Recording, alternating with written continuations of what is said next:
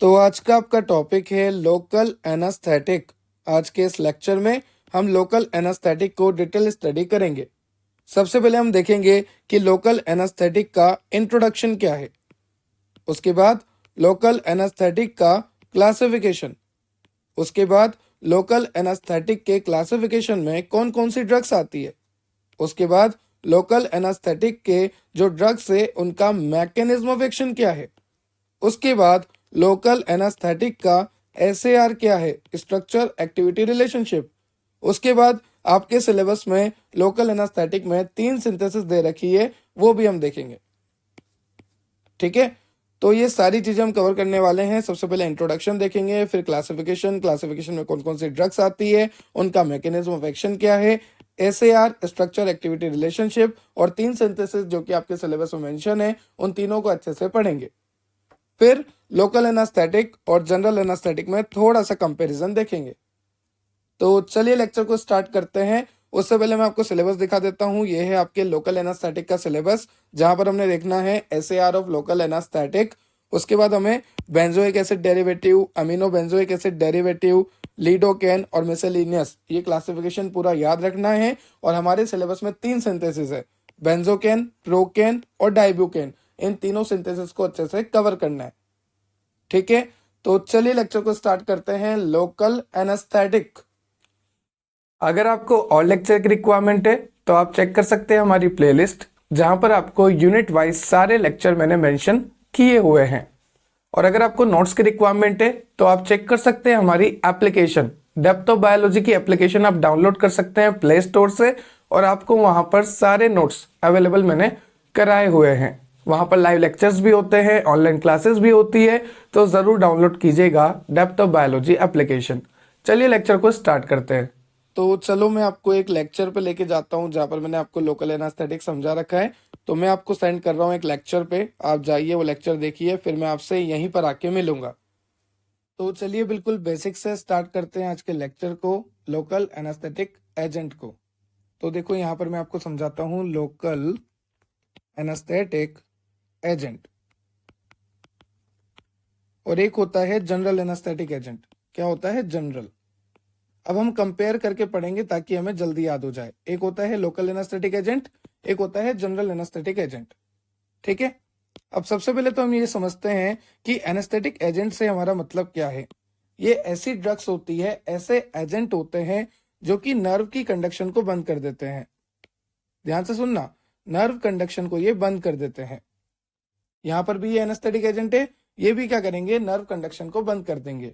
पर फर्क क्या आ रहा है? एक तरफ है लोकल और एक तरफ है जनरल। दोनों क्या कर रहे हैं? दोनों नर्व कंडक्शन को बंद कर रहे हैं, पर लोकल वाला किसी एक पर्टिकुलर एरिया पे बंद करेगा, किसी एक पर्टिकुलर एरिया पे। जैसे मान लीजिए, मैं आपको एग्जांपल से दिखाता हूं। यहां पर एक माइनर सर्जरी हो रही है, आपके किसी दोस्त का दांत वगैरह में प्रॉब्लम आ रही है, वहां पर सड़न हो चुकी है, तो माइनर सर्जरी से डॉक्टर उसे रिमूव कर रहा है। ठीक है, तो अब ऐसा तो है नहीं सीधा डॉक्टर जो है आपके टीथ को रिमूव कर देगा, पहले वो इंजेक्शन लगाता है। तो वो इंजेक्शन में क्या लगाता है? आपको लोकल एनास्थेटिक लगाता है। लोकल एनास्थेटिक क्या करता है? लोकल एनास्थेटिक वहां पर सेंसेशन को बंद कर देता है। हम कहते हैं हिंदी में सुन पड़ गया। ठीक है, जब भी आपने देखा होगा आपके घर में किसी को अगर दांतों में प्रॉब्लम होती है तो डॉक्टर के पास जाते हैं, तो डॉक्टर क्या करता है? लोकल एनेस्थीसिया वहां पे इंजेक्ट करता है। लोकल एनेस्थीसिया इंजेक्ट करने से क्या होता है कि वहां पर सेंसेशन होना बंद हो जाती है। तो फिर डॉक्टर अपना काम करता है, वहां पर दर्द नहीं होता, वहां पर सुन पड़ जाता है, ऐसा बोलते हैं ना। तो माइनर सर्जरी में हम लोकल एनेस्थेटिक को यूज करते हैं। अब आपको मैंने बोला कि एनेस्थेटिक एजेंट क्या करते हैं? नर्व कंडक्शन को बंद कर देते हैं। तो देखो, नर्व कंडक्शन अगर बंद हो जाएगी तो ब्रेन तक सिग्नल नहीं जा पाएगा, ब्रेन तक सिग्नल नहीं जा पाएगा। कब नहीं जा पाएगा? जब नर्व कंडक्शन बंद हो जाएगी। तो सिग्नल नहीं जा पा रहा तो दर्द का पता नहीं लगेगा, पेन का पता नहीं लगेगा। ठीक है, मैं आपको और डिटेल में अभी समझाऊंगा। अभी आप इतना जानिए कि एक होता है लोकल एनास्थेटिक एजेंट, एक होता है general anaesthetic agent. Anaesthetic agent का मतलब होता है जो नर्व कंडक्शन को बंद कर दे, और नर्व कंडक्शन बंद होने से क्या होगा कि ब्रेन तक सिग्नल नहीं जा पाएंगे, और अगर ब्रेन तक सिग्नल नहीं जा पा रहे तो दर्द नहीं होगा। मान लो किसी का अगर मैं दांत निकाल रहा हूं या फिर किसी की मैं माइनर सर्जरी कर रहा हूं। एक और एग्जांपल से मैं आपको समझाता हूं। जैसे कि आप यहाँ पे देख सकते हैं सेकंड डायग्राम में, यहाँ पर इसको चोट लगी हुई है। तो डॉक्टर जब यहाँ पर कट वगैरह लगाएगा तो उससे पहले डॉक्टर क्या करता है, इंजेक्शन लगा देता है लोकल एनास्थेटिक का। और लोकल एनास्थेटिक का मतलब क्या होता है कि एक पर्टिकुलर एरिया, जैसे यहाँ पर थंब में चोट लगी है तो एक पर्टिकुलर एरिया में यहाँ पर नर्व का कंडक्शन बंद हो जाता है, यहाँ पर सिग्नल सेंड होना बंद हो जाता है। तो ध्यान रखना, एनेस्थीसिया का मतलब होता है, एनेस्थेटिक एजेंट एक ऐसे एजेंट होते हैं जो कि नर्व के कंडक्शन को बंद करा देते हैं, और नर्व के कंडक्शन के बंद होने से ब्रेन तक सिग्नल नहीं जा पाता। तो आप वहां पर चाहे कट लगाइए, चाहे आप वहां पर बहुत ही ज्यादा पेनफुल सेंसेशन दीजिए, सेंसेशन होगा ही नहीं, क्योंकि नर्व का कंडक्शन बंद हो चुका है, तो ब्रेन तक कोई भी सिग्नल नहीं जाएगा, तो दर्द का एहसास नहीं होगा। ठीक है, तो सीधा सा आपको याद रखना है, एनेस्थेटिक एजेंट क्या करते हैं, एनेस्थेटिक एजेंट नर्व के कंडक्शन को बंद करा देते हैं, न्यूरॉन की सिग्नलिंग को बंद करा देते हैं, जिसकी वजह से ब्रेन तक सिग्नल नहीं जा पाते कि आपको दर्द हो रहा है। चलिए यहां पर देखते हैं लोकल एनास्थेटिक एजेंट के बारे में और डिटेल में। जो लोकल एनास्थेटिक एजेंट होते हैं उसके लिए यहाँ पर डेफिनेशन लिखी हुई है, ए temporary loss of feeling in one small area. एक पर्टिकुलर एरिया पे, एक स्मॉल एरिया पे वहां पर आपको पेन का सेंसेशन होना बंद हो जाता है। पर ऐसा तो नहीं है ना कि हमेशा के लिए बंद हो जाए। मान लो मैं डॉक्टर के पास गया, डॉक्टर को बोला, मैंने कहा मेरे दांत में प्रॉब्लम है, तो डॉक्टर ने मुझे क्या करा, डॉक्टर ने मुझे लोकल एनास्थेटिक दे दिया। ठीक है, तो थोड़ी देर के लिए मेरे दांतों में प्रॉब्लम बंद हो जाएगी, पर वापस तो शुरू हो जाएगी ना, फिर दर्द तो वापस शुरू हो जाएगा। तो लोकल एनास्थेटिक एक पर्टिकुलर टाइम के लिए काम करते हैं, जब तक कि डॉक्टर वहां से दांत को निकाल ले, उस टाइम तक आपको सुन रहता है। फिर बाद में धीरे धीरे जब सेंसेशन आने लगता है तो दर्द भी आपका शुरू हो जाता है। तो लोकल एनास्थेटिक का जो एक्शन होता है वो रिवर्सिबल होता है, मतलब सुन्न तो कर देगा, वो वहां पर नर्व कंडक्शन तो बंद कर देगा, पर धीरे धीरे वापस वो चेंज होगा, नर्व कंडक्शन वापस चालू होगा। जब हमारा काम हो जाएगा फिर नर्व कंडक्शन वापस चालू हो जाएगा। तो यहाँ पर डेफिनेशन लिखिए, a temporary loss of feeling in one small area of the body caused by special drugs, जिसको हम कहते हैं एनेस्थेटिक। जैसे कि मैंने आपको पहले ही बोला, एनेस्थेटिक ऐसी ड्रग होती है जो कि पेन के सेंसेशन को बंद कर सकती है, या फिर आप बोल सकते हो न्यूरॉन की सिग्नलिंग बंद कर देगी, या फिर आप बोल सकते हो पेन का सेंसेशन बंद हो गया, न्यूरॉन की सिग्नलिंग बंद हो गई, नर्व कंडक्शन बंद हो गया। ठीक है, तीन तरह से आप बोल सकते हो। साथ में आपको यहाँ पे लिखा है, the patient stay awake but has no feeling in the area of the body treated with the anaesthetic. यहाँ पर आपको लिखा गया है कि पेशेंट अभी देख पा रहा है सब कुछ। देखिए यहाँ पर इसको माइनर सर्जरी हो रही है, यहाँ पर इसको दांतों में प्रॉब्लम थी, पर ये बिल्कुल कॉन्शियसनेस में है, बिल्कुल ये देख पा रही है सब कुछ। ठीक है, बस इसका ये जो ये वाला पार्ट है ना, ये सुन हो चुका है, बाकी इसको सारा सेंसेशन है, हाथ पांव इसके सही से काम कर रहे हैं, ये देख सकती है, सुन सकती है, सब कुछ प्रॉपर है। पर अगर जनरल एनास्थेटिक की बात करूं ना, तो इस कंडीशन में पेशेंट जो है बेहोश होने लगता है। तो ध्यान रखना, लोकल एनास्थेटिक किसी एक पर्टिकुलर एरिया को सुन कर देगा, वहां पर नर्व कंडक्शन बंद कर देगा, पर पेशेंट जो है अभी भी देख सकता है, सुन सकता है, समझ सकता है, बॉडी का मूवमेंट करा सकता है, बस वो पार्ट में कंडक्शन बंद हो जाएगी जहां पर आप सर्जरी परफॉर्म कर रहे हैं। तो यहाँ पर यही लिखा है, द पेशेंट स्टे अवेक, वो अभी भी मतलब देख सकता है, अवेक है, पर वहां पर उसको फीलिंग बंद हो जाएगी जहां पर आपने एनेस्थेटिक का यूज किया है। ठीक है, तो एनेस्थेटिक क्या हो गया, जो नर्व की कंडक्शन को बंद कर दे। चलिए, दो टाइप के एनेस्थीसिया होते हैं, एक तो होता है लोकल एनेस्थेटिक, एक होता है जनरल एनेस्थेटिक। जनरल एनेस्थेटिक मैंने आपको बता दिया कि जनरल एनेस्थेटिक जो है आपकी पूरी बॉडी को सेंसेशन बंद कर देगा। जैसे अगर पाइल्स का ऑपरेशन हो रहा है तो नीचे नीचे का पूरा सेंसेशन बंद हो जाता है। ठीक है, और जनरल एनेस्थेटिक में क्या होता है, जनरल एनेस्थेटिक में अनकॉन्शियसनेस भी हो सकती है, बेहोशी छा सकती है, आप बेहोश हो सकते हो। अब बात करते हैं लोकल एनास्थेटिक की। तो लोकल एनास्थेटिक में जितनी भी ड्रग आती है, either it is procaine, lidocaine, ठीक है, और भी कई तरह की ड्रग आती है। तो लोकल एनास्थेटिक में जो भी ड्रग आती है, उन सभी ड्रग में एक बात आपको कॉमन देखने को मिलती है कि लोकल एनास्थेटिक की जो ड्रग्स होती है उनकी स्ट्रक्चर में टर्शरी अमीन प्रेजेंट होता है, और इसी वजह से लोकल एनास्थेटिक बेसिक नेचर का होता है। तो अगर आपसे कोई पूछे कि लोकल एनास्थेटिक बेसिक नेचर का होता है, ऐसा क्यों, तो आप बोलना लोकल एनास्थेटिक बेसिक नेचर का होता है क्योंकि वहां पर हर स्ट्रक्चर में, लोकल एनास्थेटिक की हर स्ट्रक्चर में आपको टर्शरी अमीन देखने को मिलेगा। तो टर्शियरी अमीन आपको लोकल एनास्थेटिक की हर स्ट्रक्चर में देखने को मिलेगा, जिसकी वजह से आपका जो लोकल एनास्थेटिक होता है वो बेसिक नेचर का होता है। ठीक है, यहां तक आपको सारी बातें क्लियर हो गई। अब यहां पर आपको डिफरेंस दे रखे हैं कि एक होता है जनरल एनेस्थीसिया, एक होता है लोकल एनेस्थीसिया। तो आपको दे रखा है साइट ऑफ एक्शन। अगर जनरल एनेस्थीसिया काम करेगा तो वो सेंट्रल नर्वस सिस्टम पे जाके काम करेगा, और अगर वही मैं बात करूं लोकल एनेस्थीसिया की, तो जब लोकल एनेस्थीसिया हम देते हैं तो वो पेरिफेरल नर्व्स पे जाके काम करता है और उनकी सिग्नलिंग, उनका कंडक्शन, उनके न्यूरॉन का ट्रांसमिशन रोक देता है। सेकंड है एरिया ऑफ बॉडी इन्वॉल्व्ड। तो जैसा कि मैंने आपको बोला, जनरल वाले में तो पूरी बॉडी और लोकल वाले में कोई एक रेस्ट्रिक्टेड एरिया, मतलब कोई एक पर्टिकुलर एरिया। थर्ड है आपका कॉन्शियसनेस। मैंने आपको बोला कि जनरल में कॉन्शियसनेस चली जाती है, लॉस्ट हो जाती है, पर अगर लोकल आप दे रहे हो तो लोकल में अनअल्टर रहती है, मतलब चेंज नहीं होती। Fourth is care of vital function. देखो, जनरल एनेस्थीसिया देना बहुत ही खतरे का काम है, क्योंकि जनरल एनेस्थीसिया का अगर थोड़ा सा भी डोज ज्यादा हो गया तो इंसान मर भी सकता है। तो यहां पर आपको वाइटल फंक्शन, जैसे आपके लीवर है, लंग है, किडनी है, हार्ट है, ब्रेन है, ये सब वाइटल ऑर्गन है और इनके सारे फंक्शन वाइटल फंक्शन है। तो ये सब का आपको ध्यान रखना है, डोज आपको एक प्रॉपर रखना है। तो जनरल एनेस्थीसिया अगर आप दे रहे हो तो आपको पूरा इसेंशियल है कि आप केयर करें वाइटल फंक्शन का। पर लोकल एनेस्थेटिक में क्या है, एक पर्टिकुलर एरिया में दे दिया। जैसे मान लीजिए यहां पर मैंने दे दिया थंब में, ठीक है, तो अब थंब में दिया है, कौन सा मेरा हार्ट, किडनी, लीवर अफेक्ट हो रहा है, ब्रेन अफेक्ट हो रहा है, कुछ भी नहीं होने वाला ना। तो लोकल एनेस्थेटिक में कोई प्रॉब्लम नहीं है। नेक्स्ट आपको दे रखा है फिजियोलॉजिकल ट्रेसपास। तो इधर हाई होता है जनरल में और इधर लोकल में लो होता है।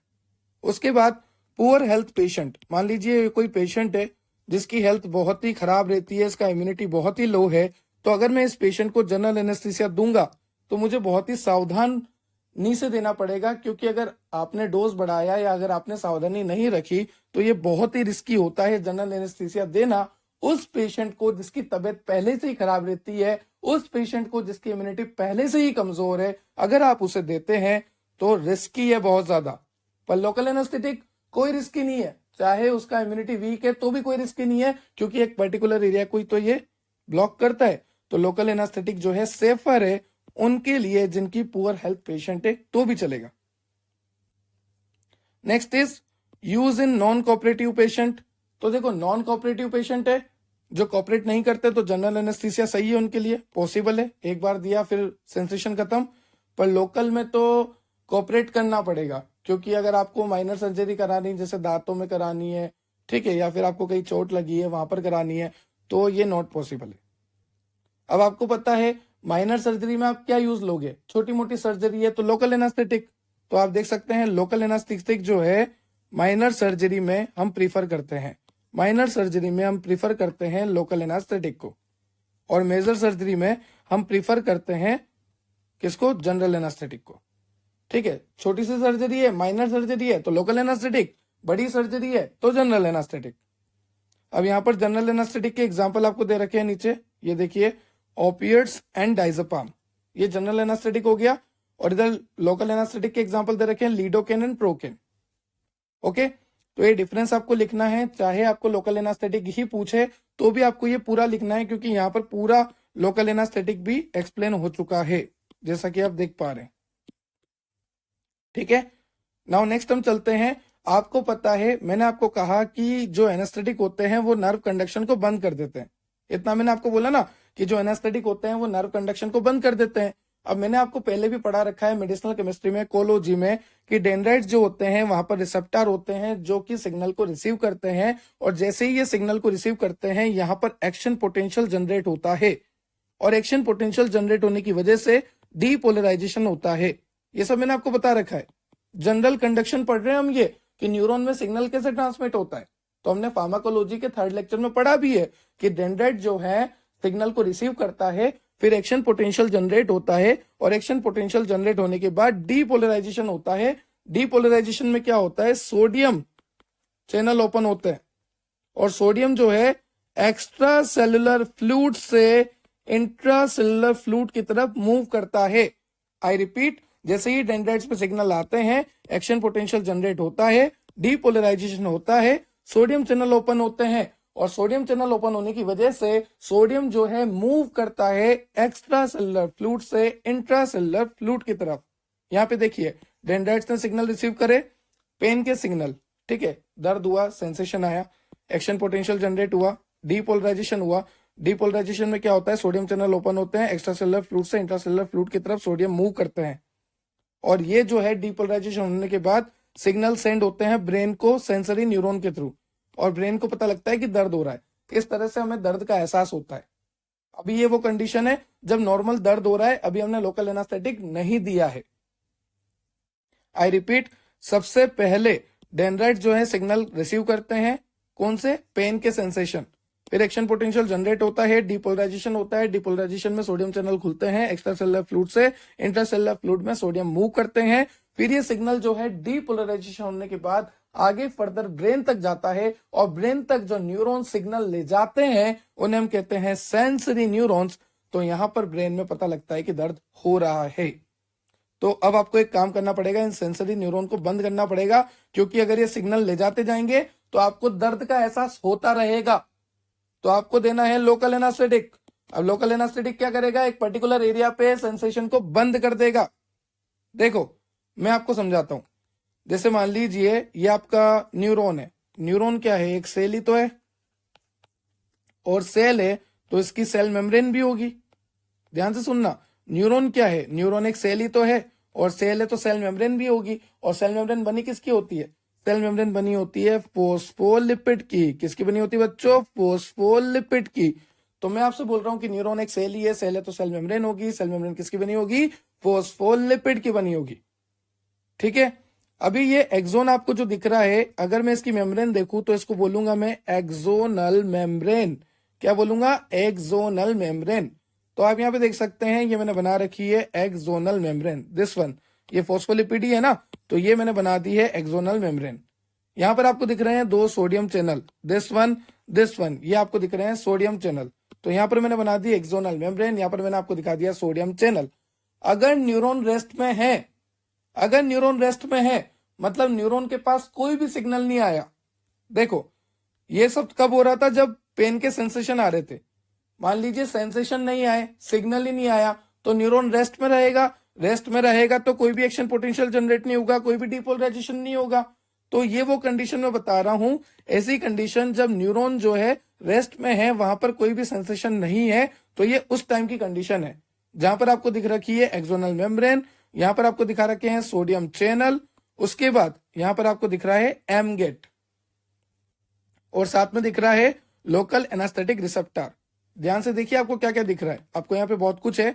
सबसे पहले तो ये वो कंडीशन है जहां पर न्यूरॉन जो है शांत बैठा है, न्यूरॉन पे कोई भी सिग्नल नहीं आ रहा, न्यूरॉन रेस्टिंग स्टेट में है। तो मैं आपको दिखा रहा हूं एक्सोनल मेम्ब्रेन, एक्सोनल मेम्ब्रेन के साथ यहाँ पर अटैच है सोडियम चैनल, और सोडियम चैनल जो अभी बंद है, क्योंकि न्यूरॉन अभी रेस्टिंग कंडीशन में है, तो सोडियम चैनल बंद है। और बंद किसकी वजह से है, एम गेट की वजह से।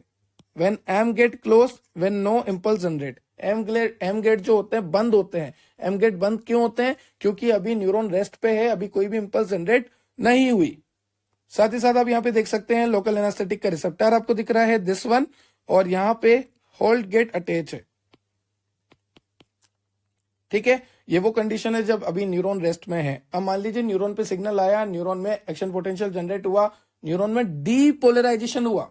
और आपको पता है डीपोलराइजेशन में क्या होता है, एक्स्ट्रा सेलुलर फ्लूइड से इंट्रा सेलुलर फ्लूइड में सोडियम आयन ट्रांसफर होते हैं, क्योंकि सोडियम चैनल खुलते हैं। तो पहली कंडीशन तो न्यूरॉन रेस्ट पे है, पर दूसरी कंडीशन में न्यूरॉन में सेंसेशन आ गया, सिग्नल रिसीव हुआ। तो जैसे ही सिग्नल रिसीव हुआ, अब इस सोडियम को अंदर आना है तो इस एम गेट को खोलना पड़ेगा ना भाई। तो यहां पर एम गेट ओपन हुआ, क्यों ओपन हुआ, क्योंकि सिग्नल आया। तो सिग्नल आते ही एम गेट ओपन होता है। एम गेट ओपन होने की वजह से सोडियम चैनल प्रॉपर तरीके से खुल जाता है, और ये सोडियम जो है अंदर आना शुरू हो जाता है। तो एक्स्ट्रा सेलुलर फ्लूइड से इंट्रा सेलुलर फ्लूइड की तरफ मूवमेंट हो जाता है सोडियम का। समझ में आ गई।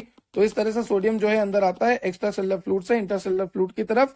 जब सिग्नल आता है, सिग्नल आने से एम गेट ओपन होता है, सोडियम चैनल ओपन होता है, एक्स्ट्रा सेलुलर फ्लूइड से इंट्रा सेलुलर फ्लूइड की तरफ सोडियम आता है, और इसे हम कहते हैं डीपोलराइजेशन, जिसकी वजह से रेस्पॉन्स आता है, पेन होता है।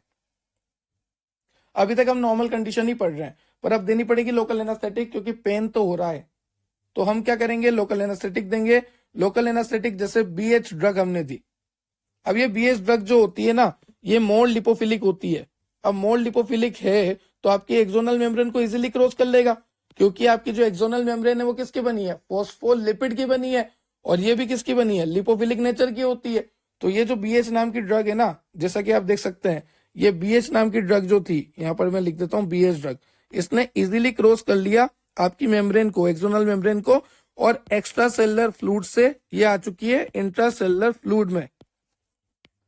ध्यान से सुनो, जो बीएच नाम की ड्रग आपने दी है पेशेंट को लोकल एनेस्थेटिक वाली, तो उसने क्रॉस कर लिया है एक्सोनल मेम्ब्रेन को एक्स्ट्रा सेलुलर फ्लूइड से, अब वो आ चुकी है इंट्रासेलुलर फ्लूइड में। और अंदर आने के बाद ये जो बीएच ड्रग है ये डिसोसिएट होती है, यहाँ पर आप देख सकते हैं ये बीएच ड्रग डिसोसिएट होती है बी नेगेटिव और एच पॉजिटिव में। ठीक है, तो यहाँ पर मैं लिख देता हूं नॉर्मल एच पॉजिटिव। अब आप देखो ये ड्रग जो है एक्स्ट्रा सेलुलर फ्लूइड से इंट्रासेलुलर फ्लूइड में आई, क्यों आई, क्योंकि इसकी लिपोफिलिसिटी ज्यादा है, ये एक लोकल एनास्थेटिक एजेंट है, और अंदर आने के बाद ये बीएच जो है टूटा है बी प्लस और एच, सॉरी बी नेगेटिव और एच पॉजिटिव में। अब ये जो बी नेगेटिव है ये लोकल एनास्थेटिक रिसेप्टर से जुड़ेगा, आप देख सकते हैं यहाँ पर आके बी नेगेटिव जुड़ चुका है। तो ये जो बी नेगेटिव है ये लोकल एनास्थेटिक रिसेप्टर से जुड़ चुका है, दिख गया आपको।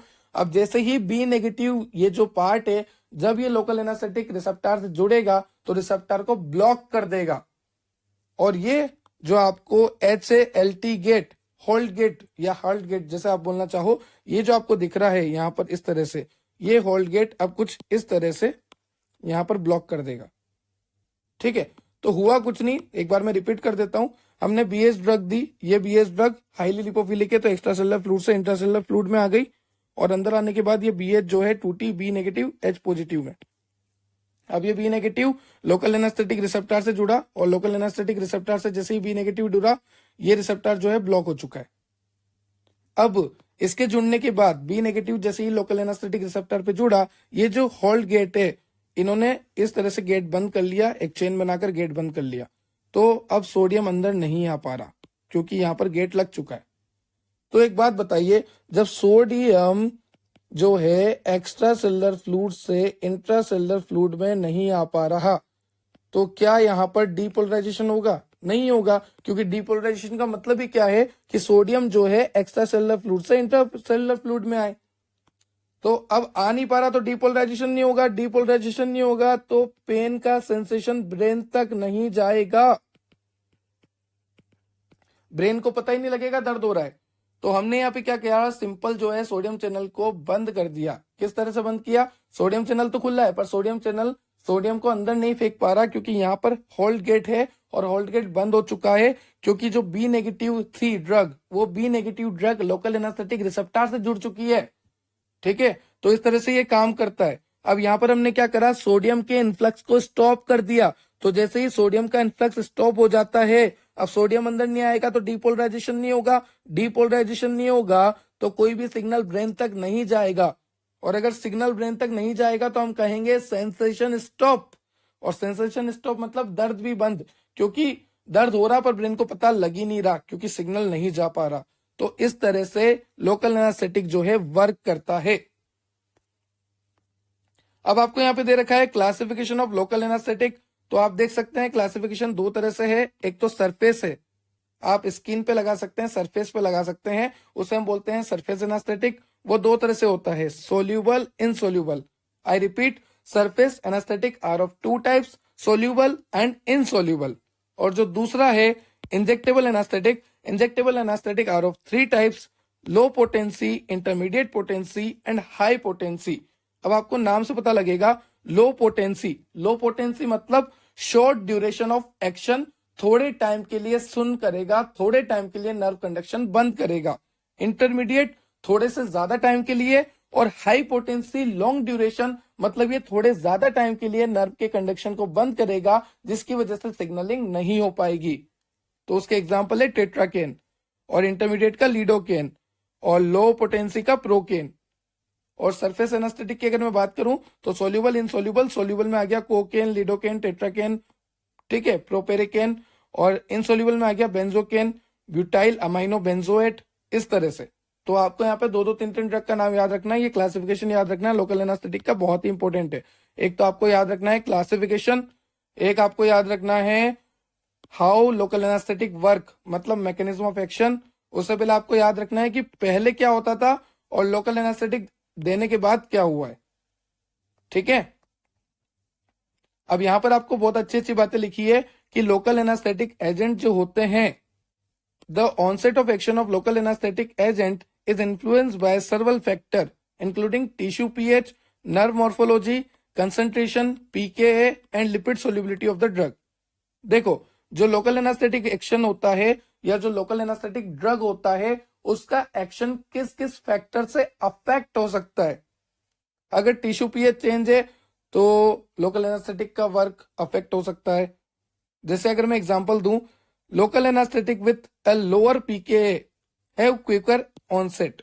देखो, अगर मान लीजिए कोई लोकल एनास्थेटिक ड्रग है और उसका पीकेए वैल्यू बहुत कम है, तो लोकल एनास्थेटिक जिसका पीके वैल्यू बहुत कम है उसका एक्शन बहुत फास्ट आएगा।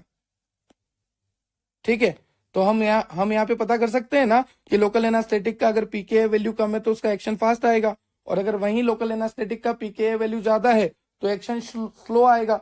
तो ये हमने क्या देखा, हमने देखा फैक्टर अफेक्टिंग।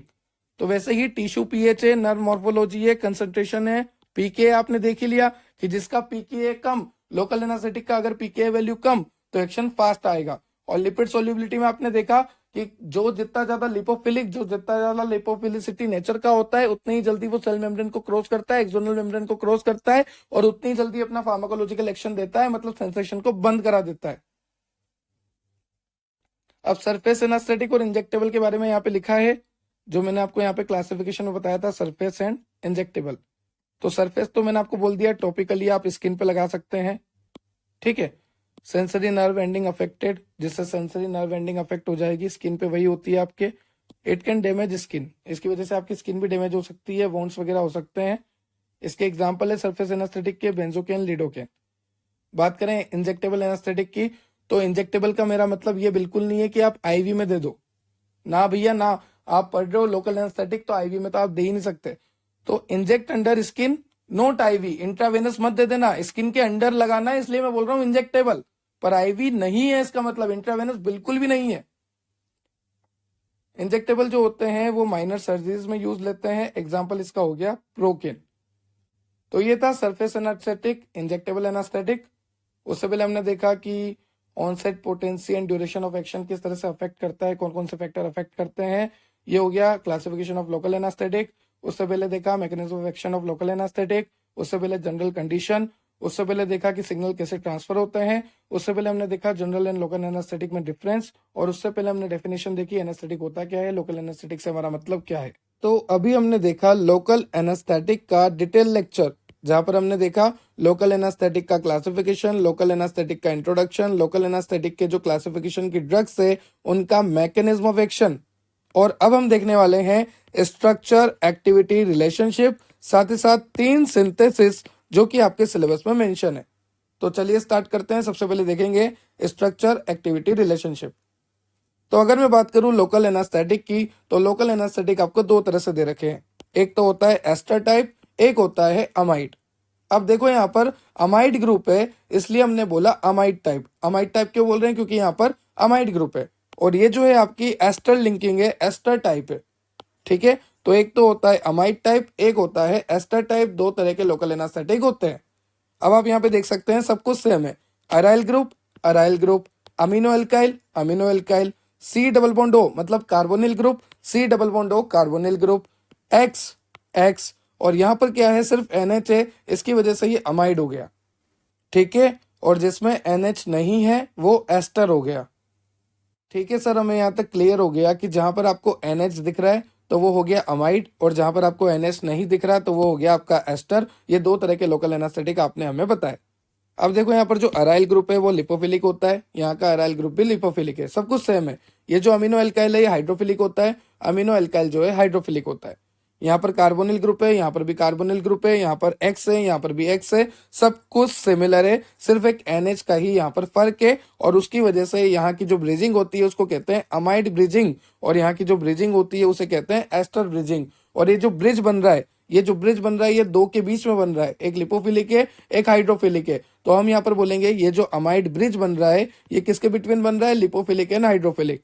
और यहाँ पर आप देख सकते हैं ये जो एस्टर ब्रिजिंग हो रही है ये किसके बीच में हो रही है, लिपोफिलिक एंड हाइड्रोफिलिक। तो आप बोल सकते हैं कि एस्टर ब्रिजिंग भी होती है, अमाइड ब्रिजिंग भी होती है लिपोफिलिक हाइड्रोफिलिक के बीच में। और अगर एस्टर ब्रिजिंग का मैं एग्जांपल दूं तो बेंजोकेन, प्रोकेन, यहाँ पर क्या होता है, एस्टर ब्रिजिंग होती है। ठीक है। और अगर मैं बात करूं अमाइड ब्रिजिंग की तो आपको देखने को मिलेगा लिग्नोकेन में।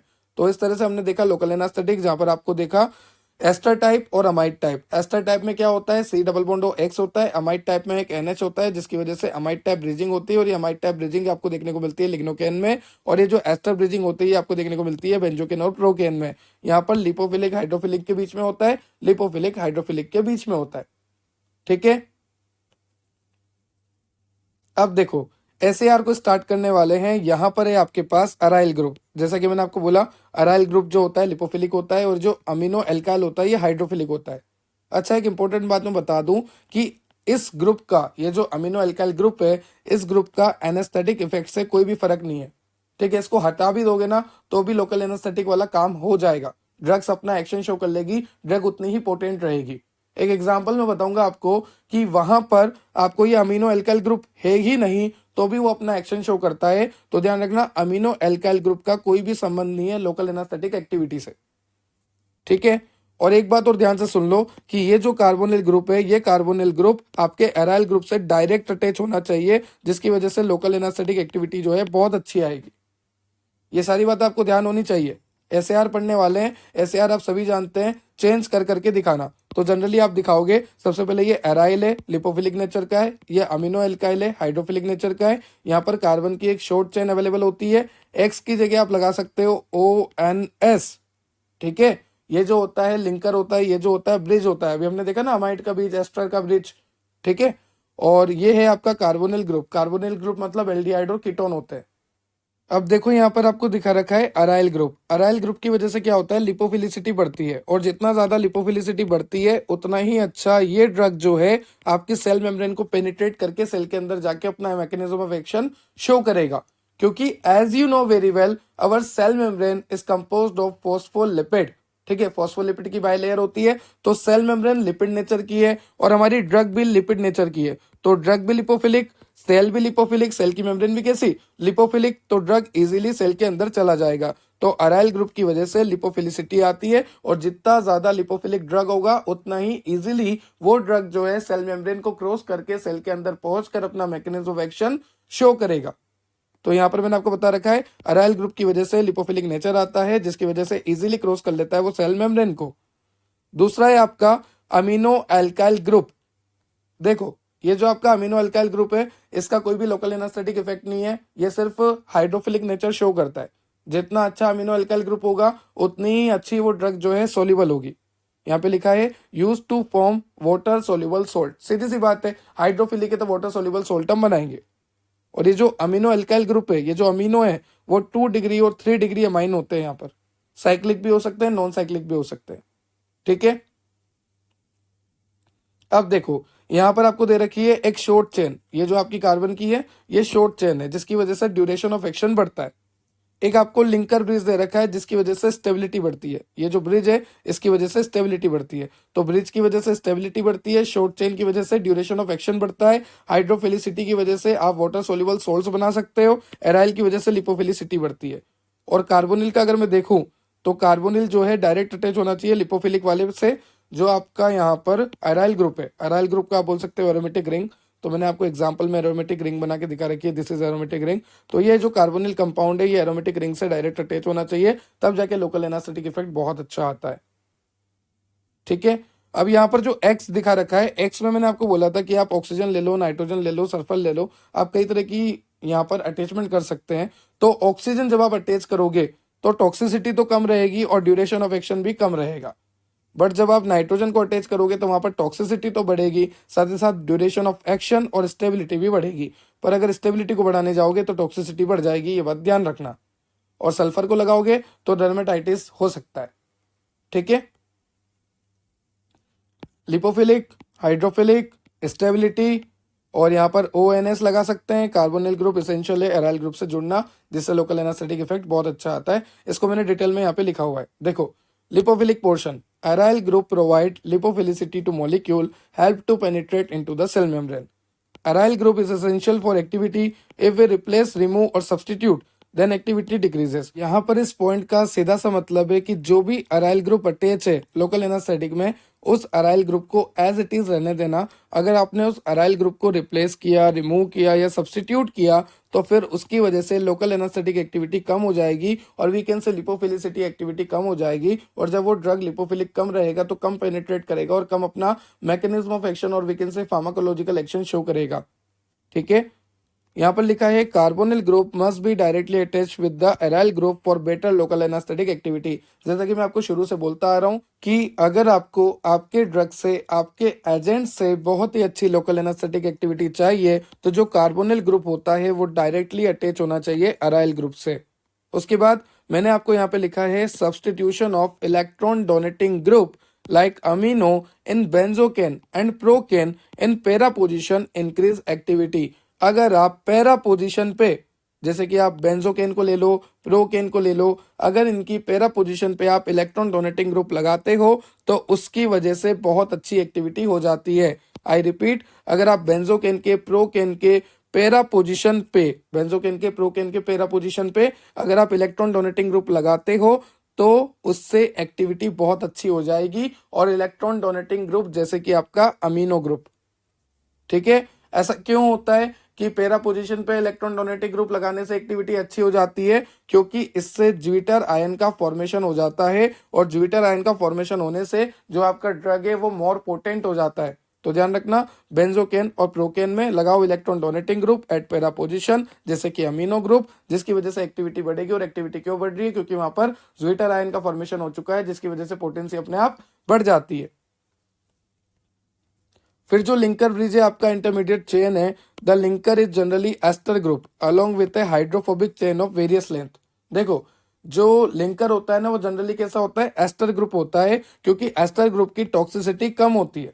हालांकि शॉर्ट ड्यूरेशन ऑफ एक्शन है पर उसकी टॉक्सिसिटी कम होती है।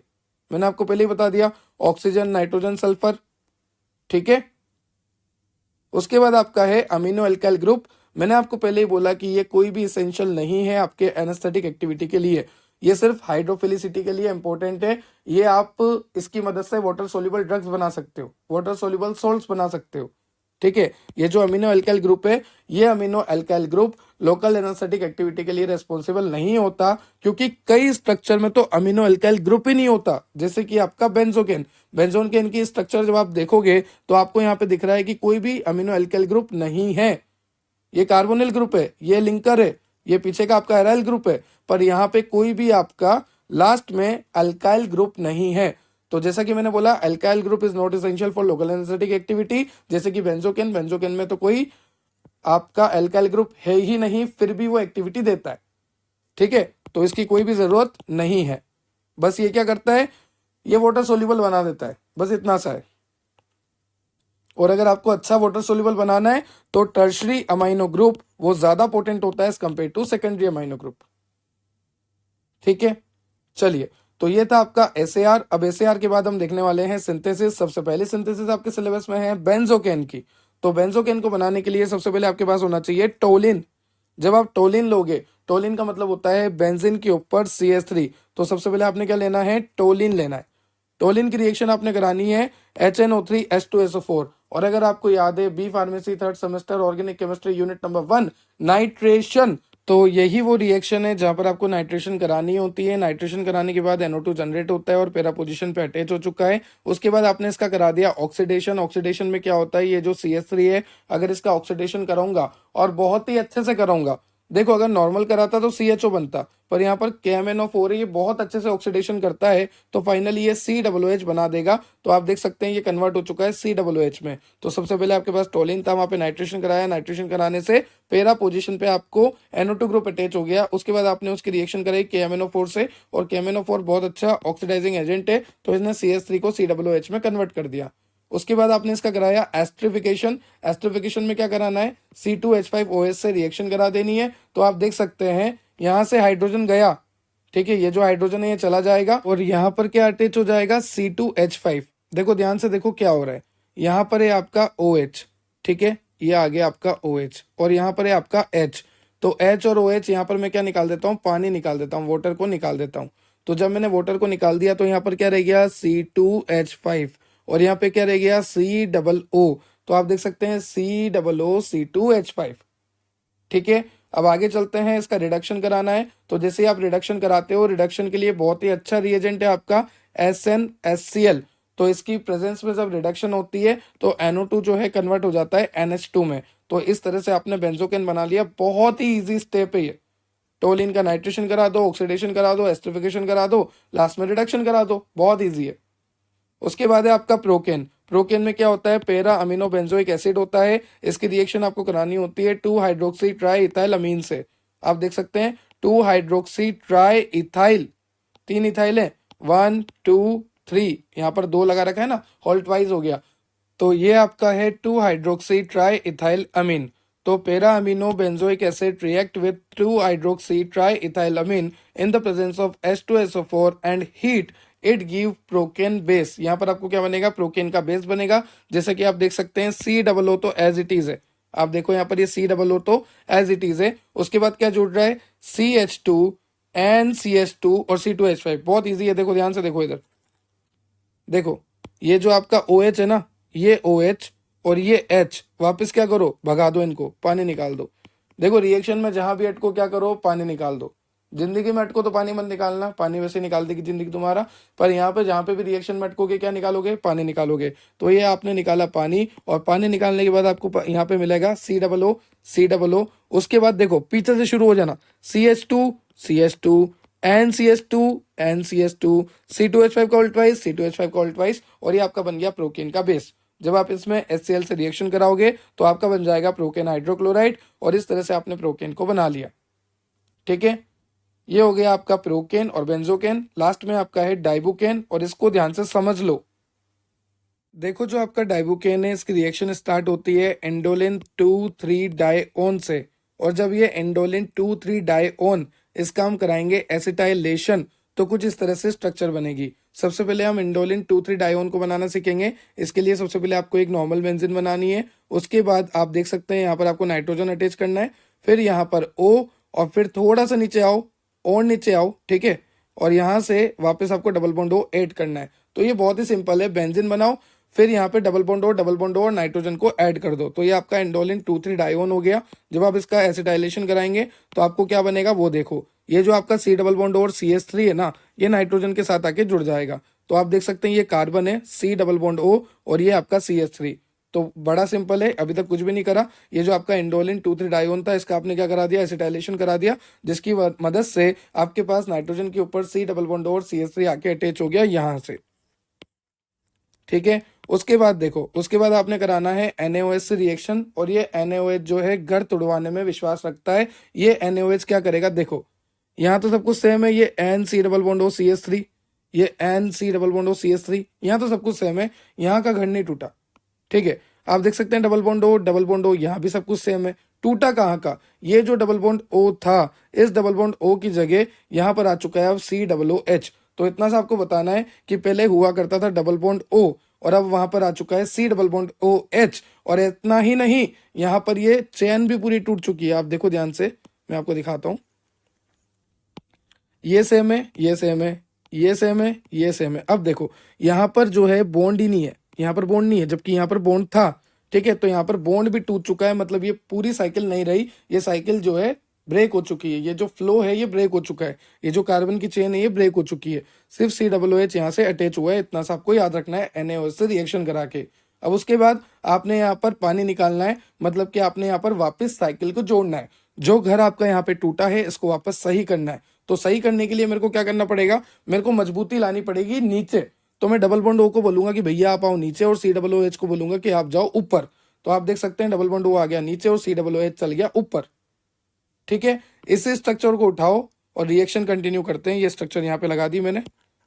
चलिए, इसकी रिएक्शन अब कराई मैंने PCl5 से। तो जैसे मैंने PCl5 से रिएक्शन कराई, आप देख सकते हैं ये सेम है, ये सेम है, ये सेम है, ये सेम है, सब कुछ सेम है। बट हुआ क्या कि ये जो डबल बॉन्ड O था, इस डबल बॉन्ड O की जगह अब Cl आके अटैच हो चुका है, और यहाँ पे POCl3 POCl4 निकल चुका है। ठीक है, सिर्फ यहाँ पर डबल बॉन्ड O की जगह क्या आ चुका है, Cl आ चुका है। उसके बाद मैंने इसकी रिएक्शन कराई है कार्बन कार्बन, इसके साथ नाइट्रोजन, फिर C2H5 C2H5 इसके साथ भी नाइट्रोजन। ठीक है, इस कंपाउंड से मैंने इसकी रिएक्शन कराई, तो जैसे ही मैं इसकी रिएक्शन करवाऊंगा यहां पर आप देख सकते हैं ये एज इट इज मैंने अटैच कर दिया है। बस आपको यहाँ पर डबल बॉन्ड O जोड़ना है। ये जो कार्बन था, इस कार्बन को आपको इस तरह से दिखाना है, ये बॉन्ड, ठीक है, इस बॉन्ड के साथ डबल बॉन्ड O, और यहाँ पर ये पूरा ग्रुप आपको जोड़ देना है। ठीक है, उसके बाद आगे आप चलोगे तो यहाँ पर मैंने रिएक्शन कराई है OH, CS2, CS2, CS2, CS3 से। तो फाइनली यहाँ पे क्या होगा, आप देखो, ध्यान से देखना, ये जो आपका Cl है ये चला जाएगा, और जैसे ही आपका Cl जाएगा यहाँ पर से OCS2, CS2, CS2, CS3 रह जाएगा। Cl कैसे जाएगा, Cl अकेला नहीं जाएगा, Cl हाइड्रोजन को लेकर जाएगा और यहाँ से HCl रिलीज हो जाएगा। तो फाइनली यहाँ पर क्या अटैच हो जाएगा, oxygen carbon carbon carbon carbon. तो ये oxygen carbon carbon carbon carbon की चेन यहाँ पे जुड़ जाएगी। आप देख सकते हैं oxygen carbon carbon carbon carbon, ये आपका डाइबोकेन बन जाता है। तो इसकी थोड़ी प्रिपरेशन आपको करनी पड़ेगी, थोड़ी प्रैक्टिस आपको करनी पड़ेगी, एक दो स्टेप आपको अच्छे से करने पड़ेंगे, क्योंकि अभी मेरा काम मैकेनिज्म ऑफ एक्शन को समझाना नहीं है, रिएक्शन को याद करवाना है, क्योंकि 2 मार्क्स में रिएक्शन आती है। जहां मैकेनिज्म ऑफ एक्शन की बात आती है, जहां आपको सिंथेसिस कैसे हो रही है उसकी बात आती है, तो वो मैं बहुत डिटेल में बताता हूँ। ठीक है, तो ये था आज का आपका topic, local anaesthetic completely cover कर लिया। SAR हो, सिंथेसिस हो, क्लासिफिकेशन हो, ड्रग्स हो, मैकेनिज्म ऑफ एक्शन हो, होता क्या है, कंपेरिजन, सब कुछ। ठीक है, तो आई होप आपको लेक्चर क्लियर हुआ होगा। अगर आपको लेक्चर से रिलेटेड कोई भी डाउट है तो आप कमेंट सेक्शन में कमेंट कर सकते हैं। ये नोट्स आपको डेप्थोबायोलॉजी एप्लीकेशन से मिल जाएंगे। डेप्थोबायोलॉजी एप्लीकेशन आप डाउनलोड कर सकते हैं प्ले स्टोर से। साथ ही साथ एप्पल यूजर भी अब डेप्थोबायोलॉजी एप्लीकेशन को डाउनलोड कर सकते हैं। एप्पल यूजर क्या करेंगे, सबसे पहले जाएंगे ऐप स्टोर पे, वहां से डाउनलोड करेंगे माई इंस्टीट्यूट एप्लीकेशन। जैसे ही माई इंस्टीट्यूट एप्लीकेशन को ओपन करेंगे वहां पर रिक्वायर्ड होगा ORG कोड, वहां पर आपको लिखना है MULNO और अपने मोबाइल नंबर से रजिस्टर करके एप्पल यूजर भी डेप्थोबायोलॉजी एप्लीकेशन का एक्सेस ले सकते हैं। टेलीग्राम से जुड़ जाना, टेलीग्राम पे सारी अपडेट आती है, इंस्टाग्राम पे मीम आते हैं, अपडेट आते हैं, और MCQs आते हैं, पोल्स आते हैं। तो टेलीग्राम इंस्टाग्राम से जरूर जुड़ जाना, आपको काफी हेल्पफुल रहेगा। MCQ जब आप सोल्व करोगे तब आपको पता लगेगा कि आप कितनी गलती करते हो, सिली मिस्टेक वगैरह सब कुछ होती है। ठीक है, subscribe and share for more, ताकि ऐसी वीडियो मैं आपके लिए और लेकर आता रहूं। Have a nice day, thank you.